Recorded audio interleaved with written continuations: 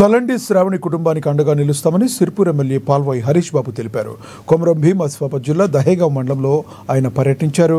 గెర్రే గ్రామంలో ఇటీవల హత్యకు గురైన నిండు గర్భిణి తలండి శ్రావణి కుటుంబాన్ని పరామర్శించి ఆర్థిక సహాయాన్ని అందించారు. నిందితులకు కఠినమైన శిక్ష పడేలా ఫాస్ట్ ట్రాక్ కోర్టు కోసం సిఫార్సు చేస్తామని, బాధిత కుటుంబానికి ప్రభుత్వం నుండి రావాల్సిన నష్టపరిహార విషయంలో ఉదారంగా వ్యవహరిస్తామని తెలిపారు.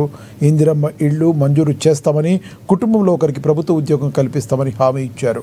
21వ శతాబ్దంలో కూడా కులాల కట్టుబాట్లతో ఒకరినొకరు చంపుకోవడం దారుణమన్నారు. తలండి శ్రావణి కుటుంబ సభ్యులకు గ్రామస్తులందరూ అండగా నిలవడం అభినందనీయమని తెలిపారు.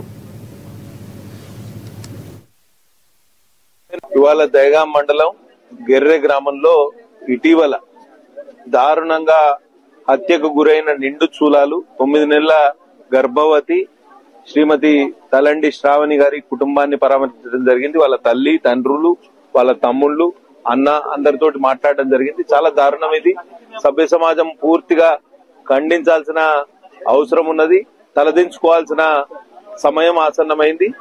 ఒక పరువు హత్య అందామా, లేకపోతే కులం అడ్డగోడల వల్ల వచ్చిన సమస్య అందామా గాని ఈ విషయంలో ప్రభుత్వం పూర్తి స్థాయిలో వీరికి అండగా నిలిచే ఏర్పాటు చేస్తాం. ప్రభుత్వం తరఫున నష్టపరిహారం ఒక ఎస్సీ ఎస్టీ అట్రాసిటీ కేసు కింద 8 నుంచి 9 లక్షల రూపాయల నష్టపరిహారం ప్రభుత్వం ఇస్తుంది. దాంతో పాటు అదనంగా నష్టపరిహారం ఇప్పించడానికి ప్రభుత్వంలోని మంత్రులతో మాట్లాడడం జరుగుతుంది. అట్లనే వీరికి భూమి లేదు కాబట్టి అసైన్మెంట్ భూమి కూడా వీళ్ళకి అలాట్మెంట్ చేయడానికి కృషి చేస్తాం.